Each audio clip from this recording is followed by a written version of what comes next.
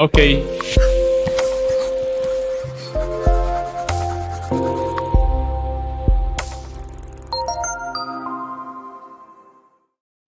So, good afternoon, everyone. Let's get started with session 4 of our seminar, which I have the honor to chair.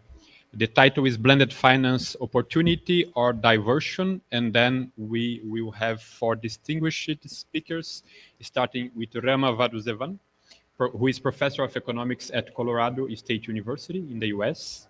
Then Lara Merlin, who a policy-oriented economist working at the intersection of macroeconomic research, strategic advocacy, and international development. And she was telling me now that she's going to London. Can I tell everybody? It's not a secret. Okay. She's going next week to London to work at UCL. And then we have Farwa Ciel, who is the Asia Regional Director of Research and Advocacy at IDEAS, and also a research associate at the Department of Economics at SOAS, University of London. So you have a new neighbor, Lara Merlin, beside you. And then Daniel Riner, a doctoral candidate in economics at UMass Amherst, and also a researcher at Perry UMass. Thank you for the 4 of you for being here. And then you have 20 minutes each for the initial speech, and then we will have discussions, okay? We can start with Rama. Rama, the floor is yours. Thank you very much. It's wonderful to be here, and the discussions and being part of the conversation is incredibly invigorating. So thank you for inviting me. I come to the topic of climate finance from the analytical framework of the political economy of money and finance, and that's what's going to guide my presentation on basically why the promise of from billions to trillions became the trickle down from billions to millions. So Mark had this kind of nice quote about the climate breakdown. It's a giant nonlinear outcome generator with wicked convexities. In plain English, there's no mean, there's no average, and there's no return to normal. It's a one-way traffic into the unknown. The path is precipitous and the window is narrowing. And we are failing really badly. I mean, some of these numbers have been talked about already, but at its most ambitious, we require about 8 trillion of climate finance each year until 2030, rising to 10 trillion. Last year is seen as a good year, where the flows surpassed 1.5 trillion at some estimate. Private finance reached about 70 billion. Middle-income countries got 15% of the total mobilized fund between 21 and 23. The least developed countries received only less than 12%.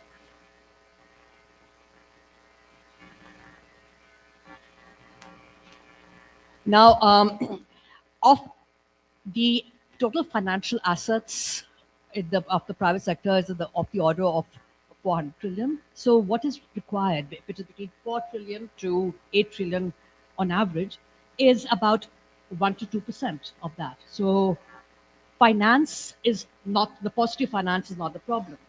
Now, since 2022, foreign private creditors have extracted nearly 141 billion more in debt service payments from public sector borrowers in developing countries than they have dispersed in new financing. In terms of debt servicing costs, it's about 1.4 trillion, which is 4% of the total gross national income, was just servicing the debt of developing countries. Interest payments surged by about more than 1/3 to 406 billion. So there is a debt crisis and in the south. You want to say I'm not? Which is the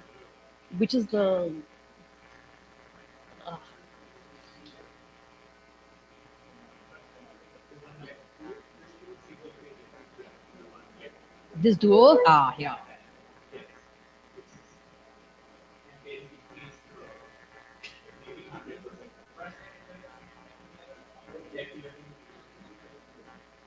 Yep. Yep. Finally. Okay. And the cost of renewable projects or for LIC is about 7 times higher. Uh, and for MICs is also kind of, so the cost is higher, the debt servicing is rising. So we're doing really badly.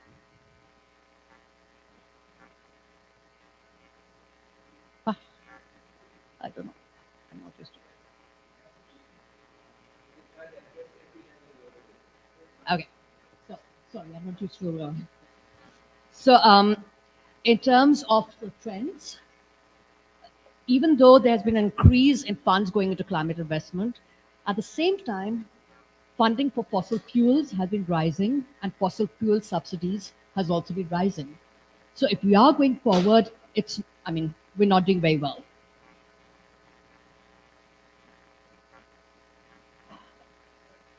Looking at how the funds are being disbursed, bulk is in advanced countries. China has seen a significant growth, largely driven by its own kind of strategies of development. While small island developing countries have increased, they are a minuscule part. So the most vulnerable are getting the least.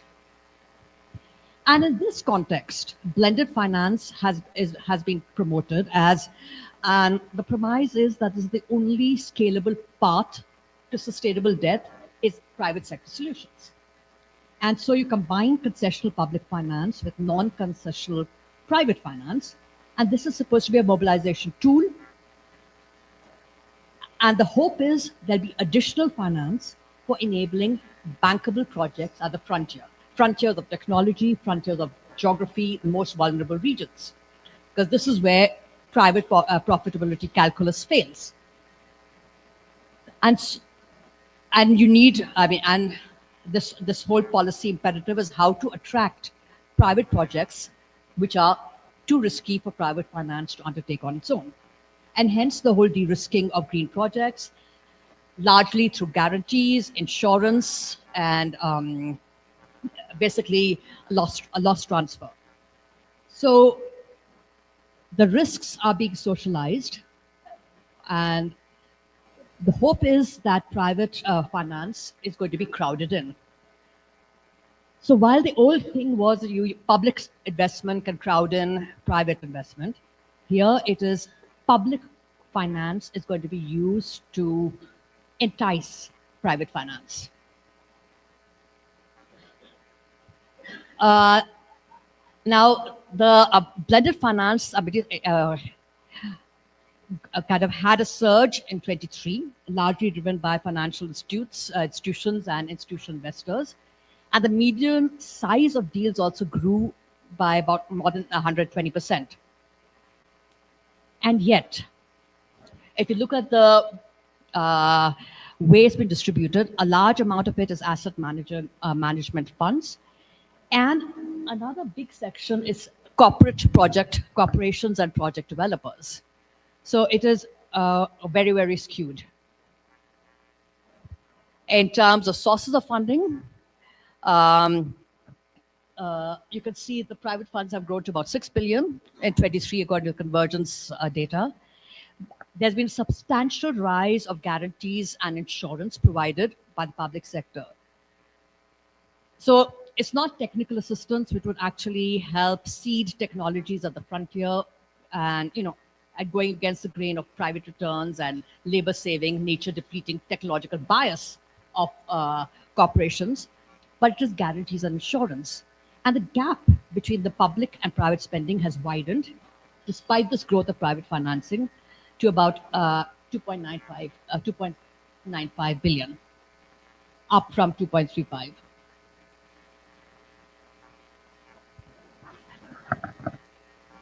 In terms of mobilization potential, the dark line is basically showing you ODA financing, and the rest is basically MDBs, multilaterals, and the DSC countries. And what we reached is basically a decline in mobilization capacity, and it's kind of 30 cents to the dollar. So you're moving to guarantees and insurance is the main main instrument, and the mobilization capacity is actually declining. Who are the recipients? Big chunk is corporations and project developers. The the missing middle and the small entrepreneurs. This is the smaller scale enterprises. So basically, local, regional, community efforts don't get much funding. Corporations and big projects get most of the funding. So, what are the issues? This path threatens fiscal sustainability. It crowds out fiscal space because more of the budget is going to be kind of spent on guarantees and insurance. At the same time, the scope of central bank action as a climate policy maker, as something which can use its balance sheet to allocate credit, and is being limited. So it's harder for central bank policy to be used to allow both fiscal and monetary policy to be used to align kind of spending to climate goals. The longer term costs arise, and this includes the opportunity cost compared to public financing of these projects. And for every dollar of multilateral investment mobilized, 30 cents of private investment end up. So it's a steep cost for really meager gains. There's very little evidence of additionality that projects which would not have taken place, which would not have been funded, are actually becoming possible. There's very little technological transfer. Adaptation gets short-stripped. And at the geographical and technological frontiers where returns from climate investment are the least bankable, that's what gets ignored completely. It also militates against the principle of common and differentiated responsibilities and climate justice, perpetuating inequalities. Now, the problem is it's catching the wrong end of the stick. If you allow socialized downside risk to enable the private sector to enjoy, excess returns or market-adjusted returns, that is basically turning the logic topsy-turvy.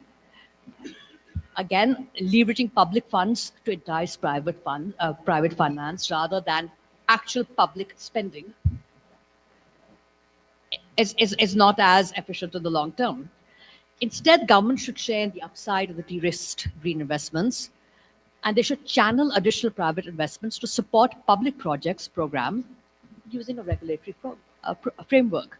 And as was stressed earlier, the public is important, and public, it doesn't just mean, public debt in particular is a compact with the citizens and with the working class too. It's not just a compact with private finance and the bond vigilantes. And that compact has to be re-established or established. I don't think it ever was there. There's a narrow conception of the obstacles. The focus is on financing gap, and financing gap is seen as a technocratic problem of mobilizing finances in the quantity and quality needed for the green mission. So here you have, the obstacles are upstream. If you have weak and unstable policies and regulation, which shrink the space for private investment. Midstream, the scarcity of bankable projects. Downstream, lack of financial channels to connect the deep sources of private funds. Now, this framing elides the fundamental structural obstacles.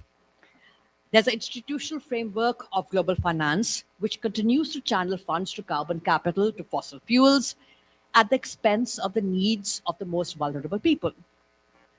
And what we're doing is we are keep promoting new iterations of a failed approach in the hope that this time, financial ingenuity is going to create something new. And what this does is it reinforces financial subordination. It perpetuates the fragility of market-based finance and the conditionalities associated with it to reshape domestic markets.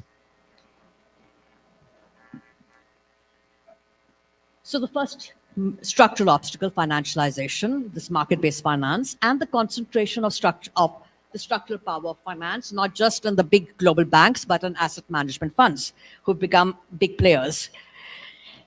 Finance gets decoupled from funding production and building productive capacity, and is directed disproportionately to, accumulation of financial assets, higher returns. And there's a fundamental, again, there's talk about mismatch in the morning. There's a fundamental problem between the impatient short-termism, which privileges the immediate short-term disruptions of, let's say, financial ups and downs, over the long-term irreversible climate risks, what has been called the tragedy of the horizons. There's also a fundamental mismatch between private returns and green public goals. So privatization and the erosion of public infrastructure, social spending, green, and the promotion of fossil fuels is a natural outcome of this.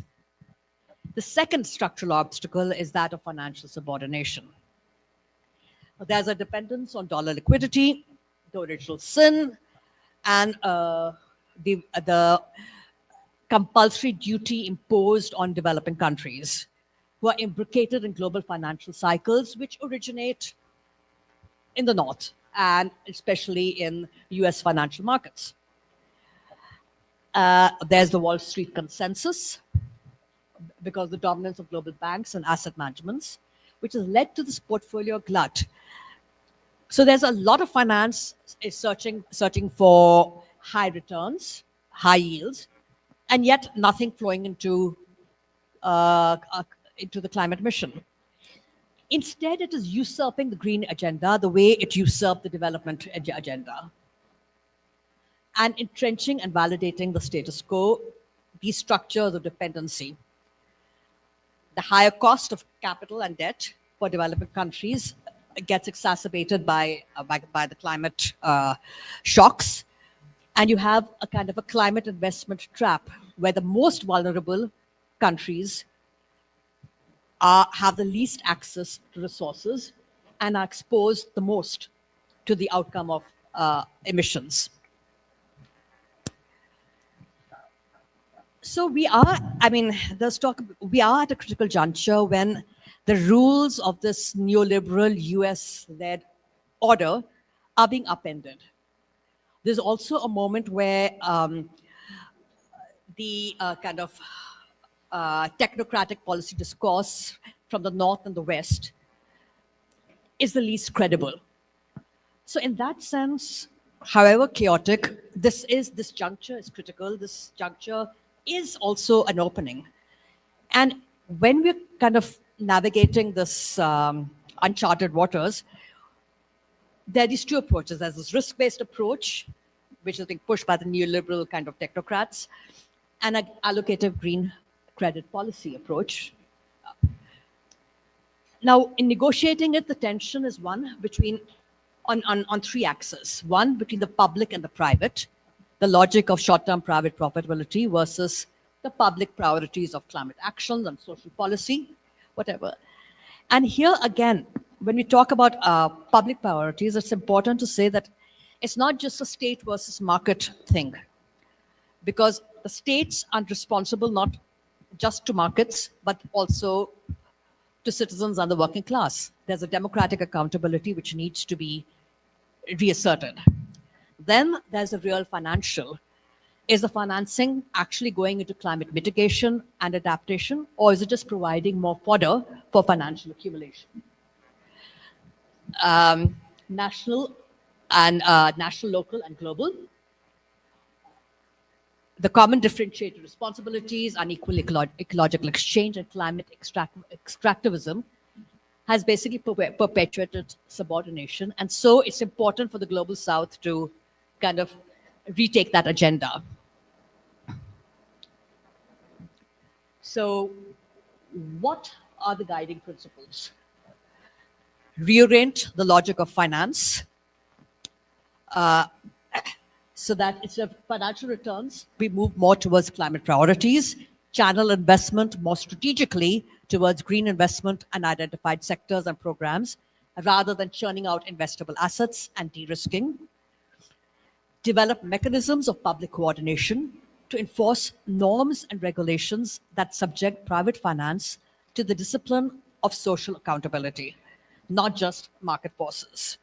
So you need public taxonomies and public credit ratings, leveraging better risk management structures at a wholesale programmatic level, and reshaping the international financial architecture to better serve its role in steering and powering green global transitions and address the global inequities in both the impact of climate change and access to global finance.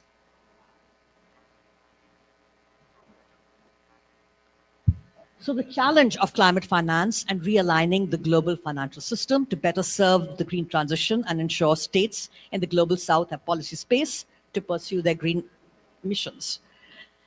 We cannot depend on a voluntary turn to green goals or the deployment of public balance sheets to entice global investors, because that is quite clear it has failed to generate private flows on any significant scale. We need to contain and push back against the juggernaut of financialization and the structural power of global finance. We need to build and enforce guardrails and prevent practices and norms of financial decision making from thwarting long-term climate goals. So if we are to assert the public over the private, we also need to assert that, the logic that it is private finance that is critical and has to be mobilized is wrong-ended. Public finance is the key. And at the same time, we need to ensure that public finance is accountable, is democratically accountable and is geared to social ends.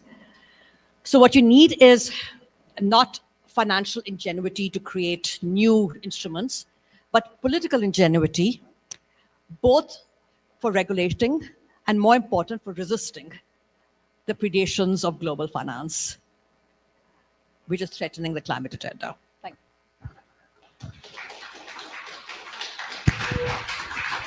Thank you very, very much, Rama. And then we move directly to Lara Merlin, please.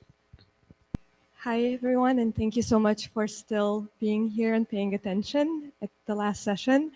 I'm going to talk about a very specific example of this type of market solution that applies to the issue of climate damage and loss and damage. And it's the type of risk transfer solutions that are proposed in this context. And we haven't had, I think, a session on loss and damage as its own issue.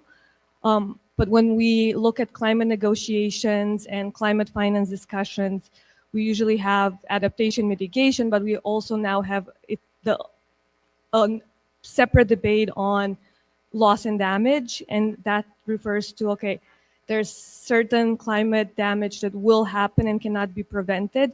So how do we ensure mechanisms so that those that are not responsible for causing the climate crisis are the most affected, which is kind of the current situation right now. And there's been a really big push for that in UNFCCC negotiations. And there was a big victory at a COP a couple of years ago in establishing a loss and damage fund, which even though it's been established, it's not exactly operational yet. But it's kind of in this context that we have the push for these market instruments that are being sold instead as a solution, and on this idea that you can transfer the risk through these insurance and market instruments so that you close the financial gap.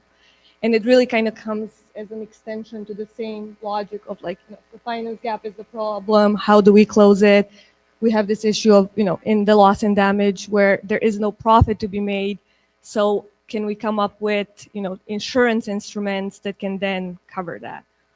And it's kind of a very simple, straightforward, promise of what they offer. If you take a brochure, it's, just getting these instruments, and then you have liquidity right after a disaster. You're not going to be dependent on aid. It's also going to incentivize good behavior, because if you behave well, your premiums are going to be lower. And that's how you get, private capital and this private finance to, come in and cover loss and damage. And what we see as these common instruments in the space are, either the insurance, sort of the old school parametric insurance, where the government pays a premium and there's an insurance policy for specific type of events. What we increasingly see as kind of the new hot instrument in financial markets with some of the best returns, which I'll show in a little bit, is catastrophe bonds, cat bonds, where these bonds are issued. Usually a lot of them go through the World Bank as well, and investors buy these bonds that only pay out if a disaster meets the specific parameters in the bond. So it's kind of in some ways a gamble, but we'll see later how it's actually not really that much of a gamble. And then there's also some schemes that are similar structures, but they're regional public pooling schemes that sometimes are a little bit more extensive and have an element that covers more in a region. But there's the issue there as well that what if everyone in the same region, for example, is struck by a disaster at the same time? And then kind of, how are they gonna then pay for it? And just to have this, example of the structure of a cat bond from the World Bank, there's no need to really get into the details, but it's a sort of, sophisticated financial instrument in some way with complicated calculations of risks. But the way that they're, designed is the country pays the premiums for the coverage, and then investors buy these bonds and receive a return on these bonds, and only have to really pay if a disaster happens. But we'll see later how those thresholds are very specific. And this also extends sometimes in the risk transfer debates to also saying that it's up to not just to countries, but also to individuals to self-insure, and trying to also sell that idea at like the micro level that it's really, farmers in the global south that should be purchasing insurance, and, that's their responsibility. And like kind of assuming that you can insure the type of like disasters that happen and also kind of have like a financial value on like livelihoods and other things like that. And that's, where there's a very clear problem, and I'll show an example on how these like triggers in these bonds are designed to really almost never pay out. They're extremely, extremely specific. And there's like, this type of storm has to meet like this like air pressure, and the wind has to have like this intensity, or, very, very detailed. So it's in a way that it's very difficult to meet all that criteria. And then it's also mostly limited and, designed for sudden disasters, because it's much harder to come up with this type of criteria for slow onset events. If you have a drought, like how do you quantify those criteria? It doesn't cover, loss of livelihood, cultural loss, non-economic damages. And there's just kind of the broader question too with insurance, that even in the US and in wealthy markets, as disasters become more frequent, we see insurers like pull back from the areas that are prone to disasters. And we already see that in like some of the states in the US that have had a lot of like wildfires, that private insurers are withdrawing from those markets and kind of letting the states step up to cover that, which is something that would be expected. Like, let's say you have an insurance system that works. If you actually have a lot of disasters, it can still work and be profitable.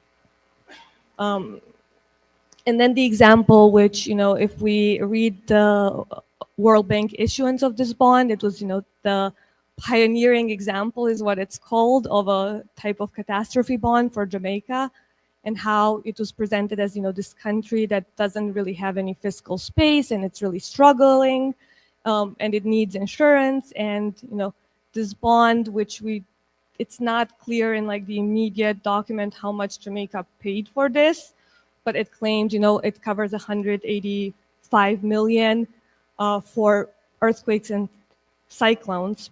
But then they have Hurricane Beryl, and it devastates and destroys everything on the island. But the bond did not trigger because this one parameter that was, I think, air pressure in this case or something like that was not met. So then it meant, there was no obligation to pay. And that's now, what I'm saying, that the CAD bonds have become a hot item in financial markets is because they have really good returns. And it kind of just, instead of really transferring the risks, is just perpetuating the injustice of making these governments like pay premiums or even kind of using other financial flows to subsidize those premiums, and then just have those go back to financial companies in the north that make really good returns, while then those affected by the disasters at best get some partial coverage if they're lucky and one of these instruments actually pays out, but mostly don't really get anything. And also when I say they're like the one of the best performing instruments, that's true and was reported recently. And this is a graph from Bloomberg, that in all these like different asset classes, catastrophe bonds are the best performing. It's the line on top, and they're performing better and better because as more and more of them are issued, and kind of it like plays into saying that like, look, these countries are transferring risk and buying these instruments and encouraged to buy them, and a lot of people make a lot of money. And this is from a 2023 paper, and like it's some of the older examples, but who hold these bonds, and we can see it's mostly Europe, North America, and a lot of them are in Bermuda. I kind of wonder why that's there, but it's very clear that it's a transfer not of risk but of resources from the south to the north, and that's just as a general idea to kind of go back. It's when we have disasters that are hundreds of billion, you can't really have these market solutions that are both profitable and really covering those losses. And they're designed in a way to be profitable and protect investors. So what they're doing is shifting the burden and from those that are vulnerable, and that's kind of going back to like the loss and damage fund and those negotiations, like, and why these things are being pushed.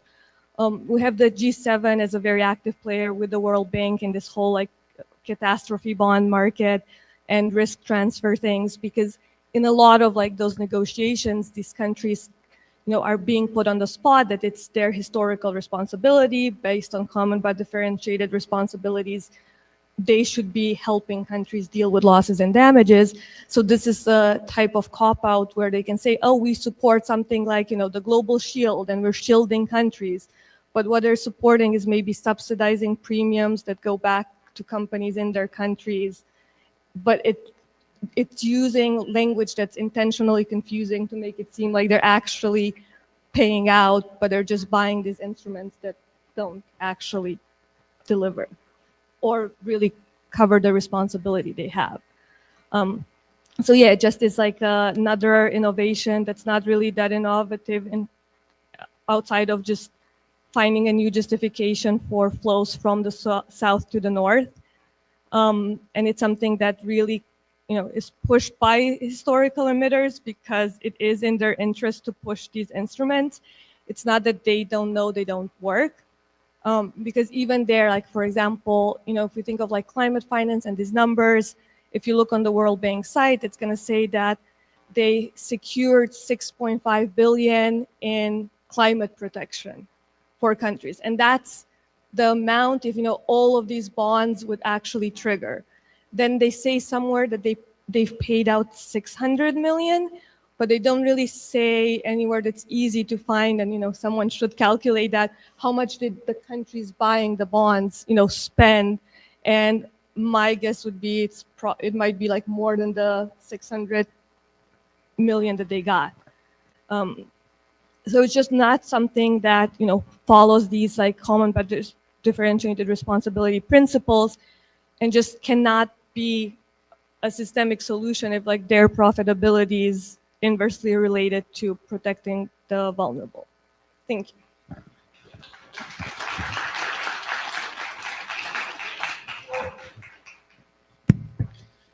Thank you very much, Lara. And then we move directly to Farwa. Okay, hi everyone. I just want to start by thanking Unicamp, Bruno, and all the organizers and people on the ground who made this conference possible as part of Ideas. It's a great privilege to be here, especially at a public university at a time when there aren't many left. So it's great. I'm afraid I don't have much to add because I think Rama and Lara already mentioned a lot of what I had to say. But one thing that I tried to do is to find out what are the private sector returns in blended finance instruments. And before I show you how frustrating it was, maybe I'll just go over some very basic introduction to what blended finance is. I know Rama's already covered it, but maybe I can add, maybe I can just lower the conversation because it sounds like a very sophisticated instrument and it's actually not. So this is building on a few reports that I did for a couple of organizations, including Eurodad, but as well as other think tanks. And the first thing that I wanted to mention, as already Rama mentioned, is that blending is broadly a combination of public, concessional, official development assistance with private or public resources. And so this idea of mobilizing or leveraging finance from other actors. But one thing to note is just like climate finance, blended finance or blending does not have an official definition, which means that various actors from the OECD to the International Energy Association, as well as other DFIs, define blended finance differently, which obviously means that it's calculated differently. So on the right, there's a very simple model which just explains what blended finance is. I have a few figures here, which you've already heard the updated figures, but basically this is the amount, 3.6 billion between 2016, 2018, which has increased. The stakeholders, as already know, multilateral MDBs, IFC, and there is an inclination towards mitigation. And the recipients, as Rama already mentioned, are largely corporate and project developers based in the global north. The concentration regionally has been in Africa. And in terms of the status of countries, blended finance has targeted middle-income countries. Now, I think this is very important to mention because when we say that blended finance does not have a set definition, we also don't know what leveraging ratios mean. So leveraging ratio is simply, ratio of commercial financing from DFI sponsors and private financiers to the amount of concessional funds. So there is no consistency in how these leveraging ratios are reported. And of course, if you disaggregate countries, the leveraging ratio also varies. So you could say that for $1, you're getting 0.36 cents in lower income countries, or it could be $1 for 30 cents, as we see with the OECD figure just now that was shown. The term additionality is also very vague, which means what is the private sector bringing to the table. So this varies. Financial additionality also varies, which means that it's impossible to define it. So there are three problems that I've noted here in terms of why there are methodological differences, but also how a lot of projects are actually additionalities measured ex ante. So it's very difficult to then compare how much blending has happened across projects. I want to get to the problems of blended finance because perhaps unlike public-private partnerships, it's not well known how blended finance projects also have a lot of hidden costs, which of course include direct fiscal costs, contingent liabilities in terms of credit guarantees, in terms of viability gap funding, the amount of subsidies. There are also indirect or hidden costs when it comes to distorted market incentives. Of course, moral hazards, because as we know, the private sector may take higher risks, assuming that the governments or MDBs will bail the failing projects. So these continue to happen over and over again. And I wanted to mention this project. There are a couple of projects which are now proven failures of blended finance. This was very popular because it was quoted widely, and then the IFC had to respond. It was basically a scaling solar program in Zambia, launched by the IFC in 2015. Basically, the idea was to have solar power. There was a lot of financial engineering involved. As you can see, the guarantee structure is very complex. There are two companies, and it received an IDA, or International Development Association, funding from the World Bank. And getting right to the problem, there are a lot of implicit and explicit subsidies. This is not work done by me.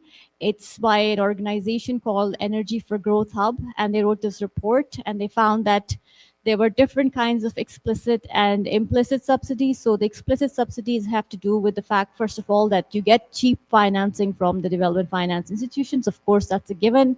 In addition, in this particular project, the company also managed to negotiate the tax. So it got a subsidy right after.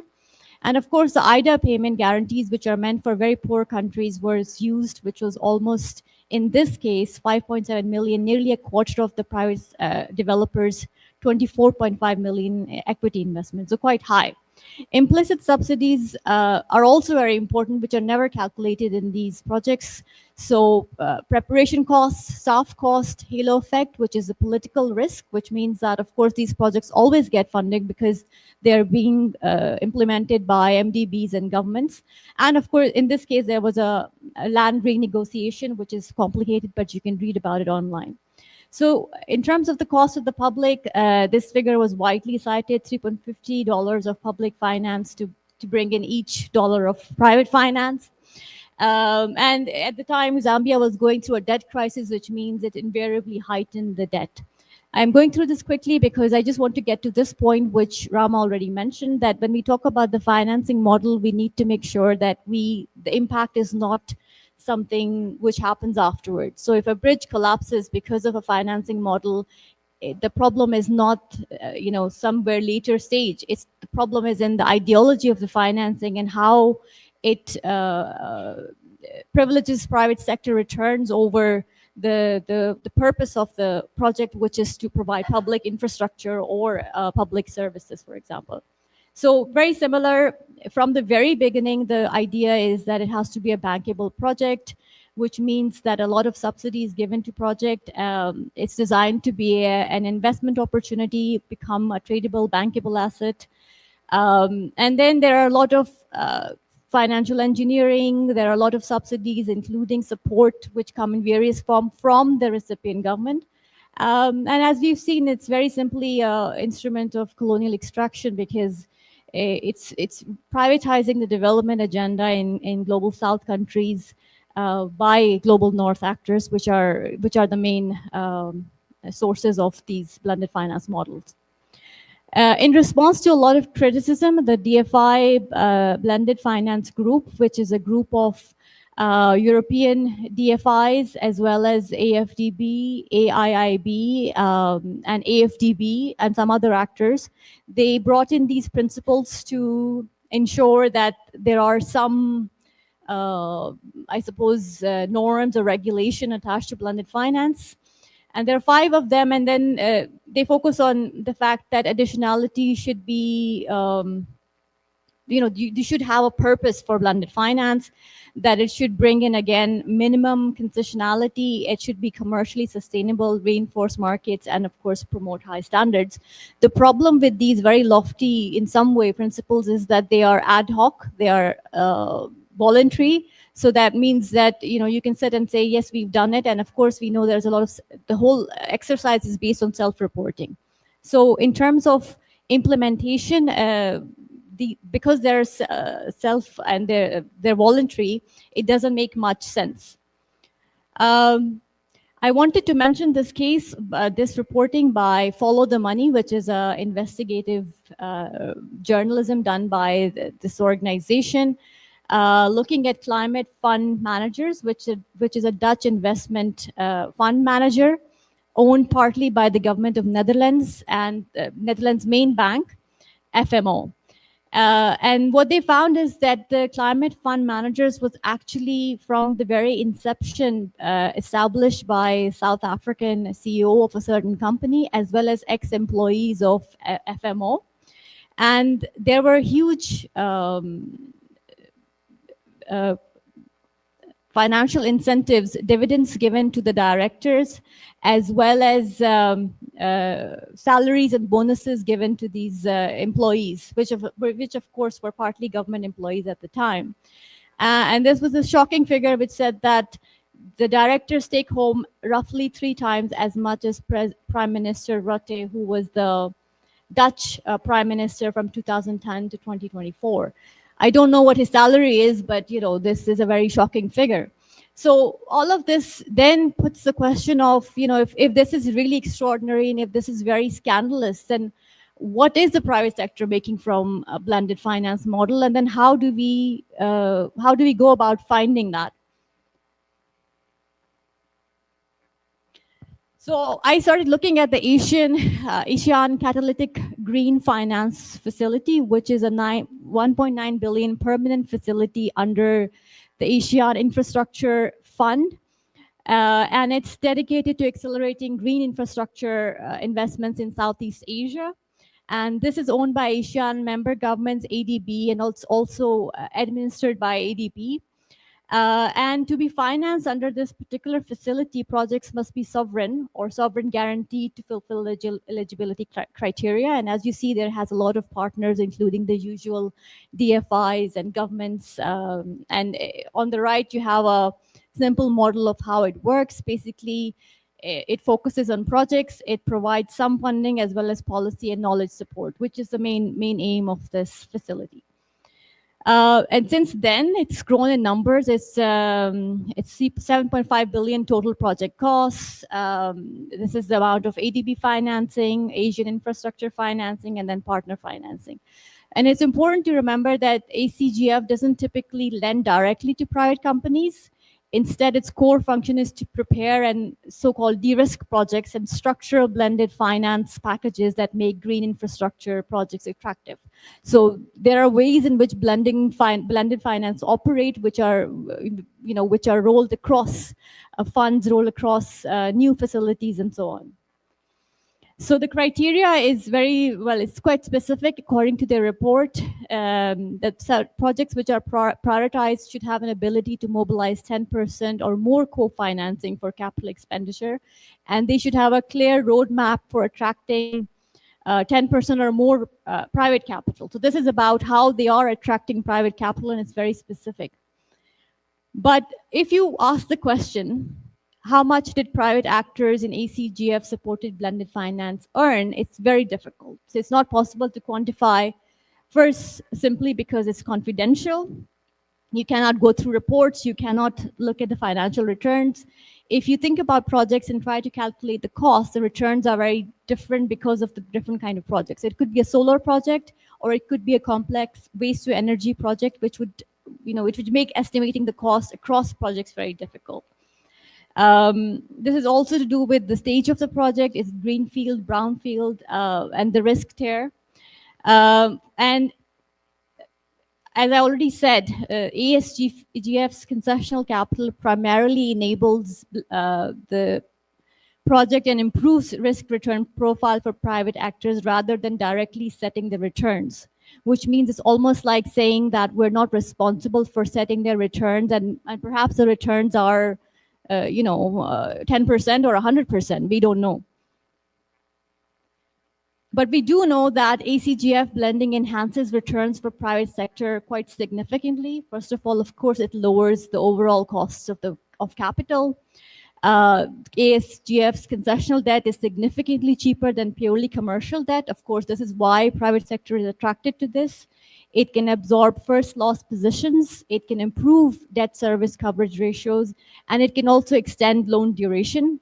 This is hypothetical. Of course, the commercial banks could also offer such a long loan, but since we don't know, I'm assuming that ACGF provide longer durations. So this is hypothetical, just to note. But in spite of all of this, we can draw some evidence-based inferences. First of all, looking at the mobilization ratio. According to ACGF report, for each dollar of Asian infrastructure funding, more than $13 of funding was catalyzed. This figure varies, so $1 to 13 or $1 to 15 in other reports.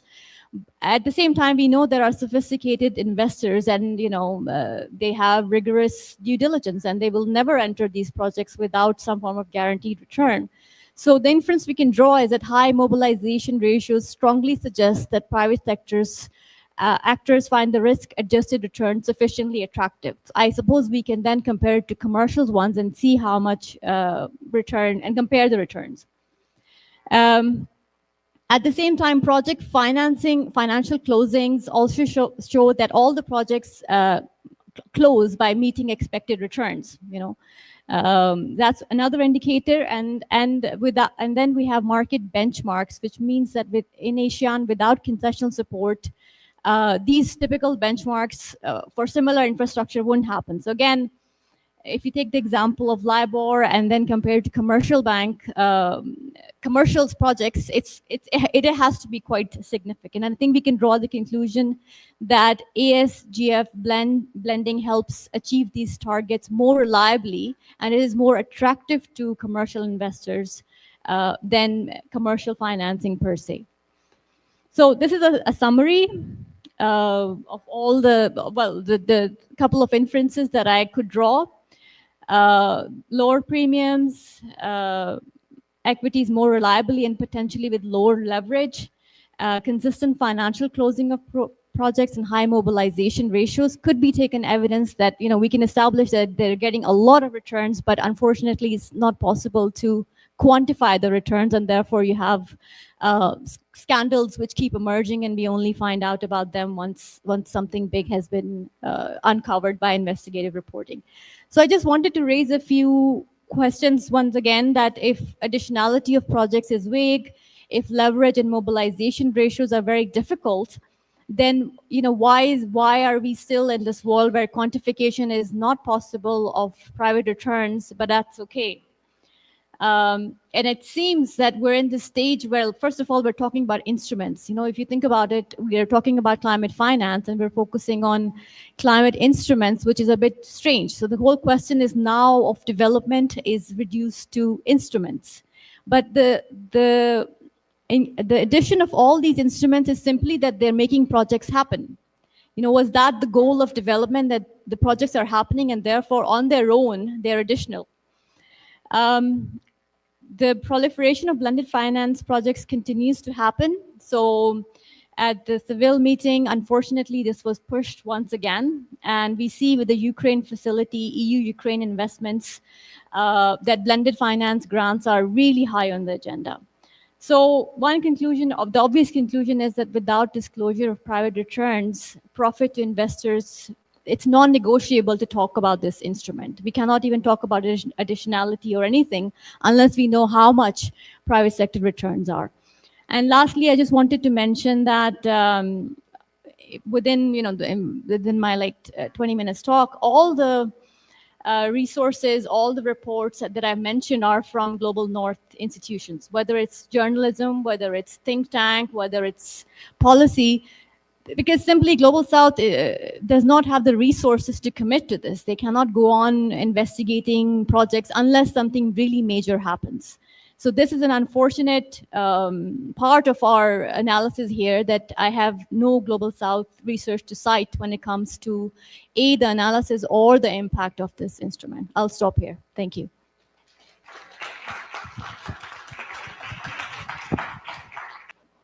Hi, everyone. First, I wanted to say thank you to the conference organizers and also all of the administrative labor that goes into putting on something like this. And I've been particularly excited to meet other graduate students from all over the world here, so that's been a real thrill. Since I am meeting so many of you for the first time, I do want to say that normally I'm a very hopeful and upbeat person, but since I was tasked with summarizing the performance and potential of blended finance, that's unfortunately not the person you're going to see today. So I'm going to reiterate many of the critiques that my fellow panelists have already offered and try to demonstrate why I think they're correct with some representative data points. To start with how we got here, I think a lot of what we're seeing in the blended finance space is instruments and institutions that are recycling their mandates from what originated within the push for these sustainable development goals. In many cases, the moment we're in now has a lot of parallel discourse to what was going on around that time, where we have these highly publicized finance gaps. The numbers I've been hearing this weekend are generally much higher than this $2.5 trillion figure that we had in 2015, but at least in what's going on with some of these multilateral publications in terms of the COP29 figure of like 1.9 trillion per year, that would actually represent a less ambitious target than what we had for the Sustainable Development Goals, even before adjusting that for inflation. But regardless, around this time was when the Multilateral Development Banks collectively decided that they were going to scale up their operations. They already had been doing blended finance, but they decided to really make more investments in terms of their labor and in terms of their capital in 2015.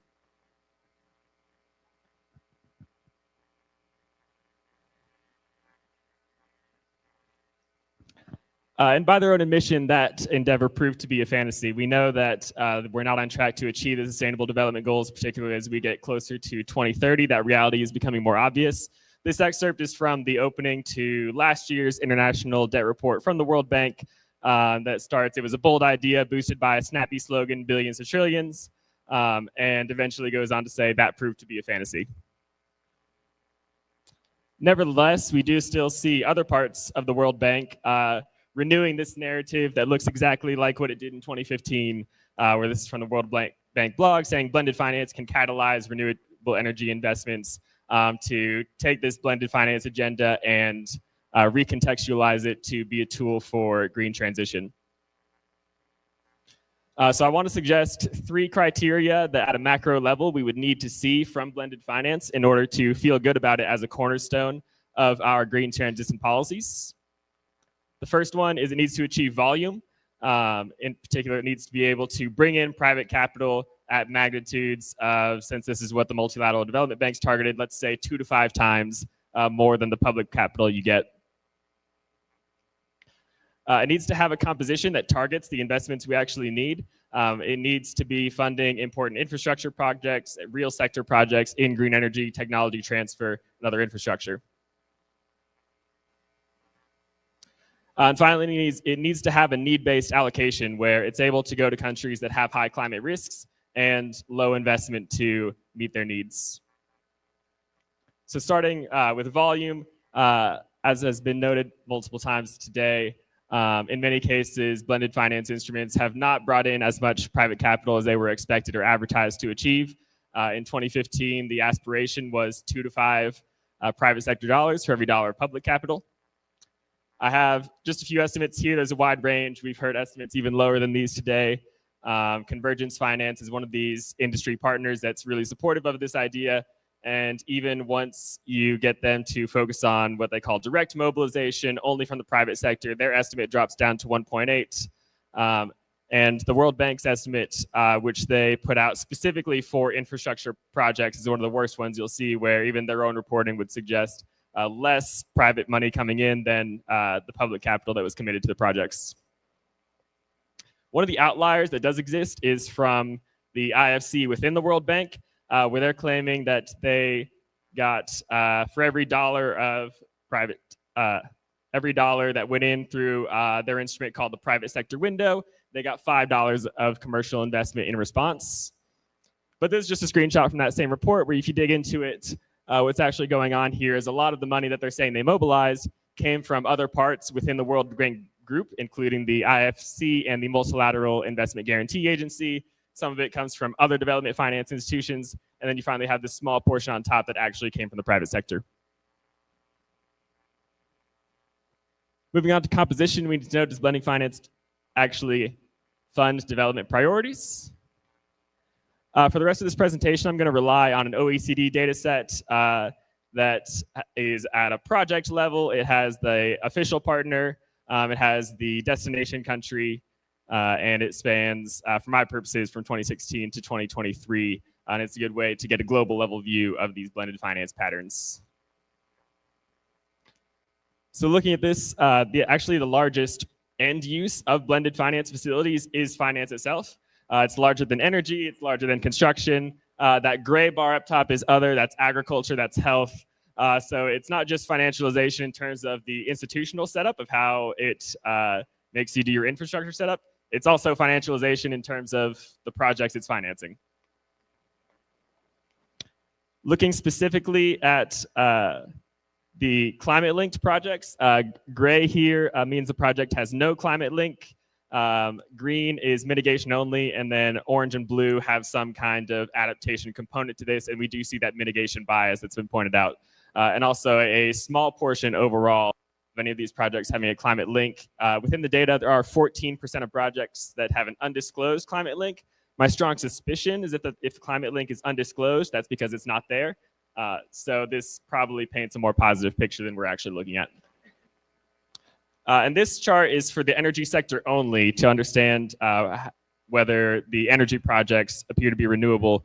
And there are years where the section of energy projects with a climate link is quite high. It peaks in 2020. What I find particularly concerning is that it's been dropping every year since, even though the World Bank is pushing this more and more as a green finance tool. And finally, looking at the allocation, are we seeing this money go towards countries with the highest investment needs and highest climate risks? Looking at this scatter plot here, as you go towards the right of it, that is a higher climate risk. And generally, there's not much of a correlation here. But if there is a correlation, it's regressive in terms of money going to countries where the risks are actually lower. And this is exclusively for the climate-linked blended finance. This isn't for all the other instruments that don't have a climate link. You can do this on a per capita basis too, and it looks the same. There's no correlation there, and if there is, it's regressive.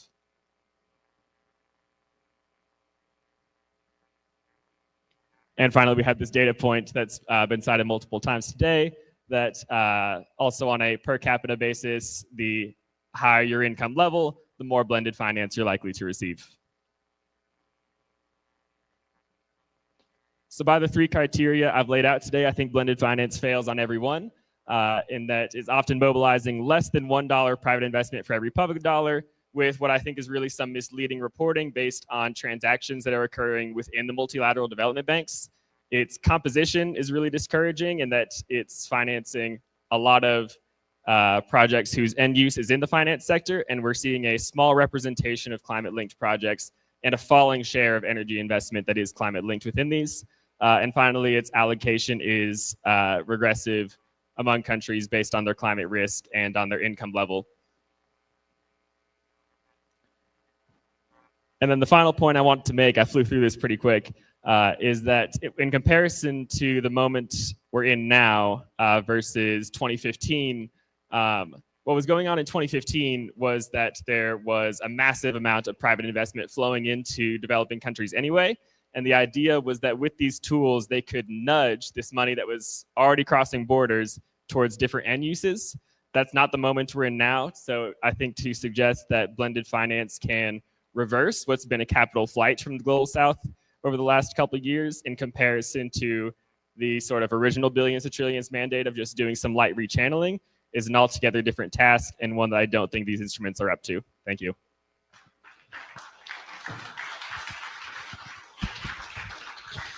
Thank you very much, Daniel, and thanks again for all the four speakers. I guess it was a really, really rich panel with different perspectives. You all gave a response to the question of the panel. The title was Blended Finance Opportunity or Diversion, and then, well, you had a consensus on the answer to this question, right? Let me ask a warm round of applause to our speakers. It was a brilliant panel.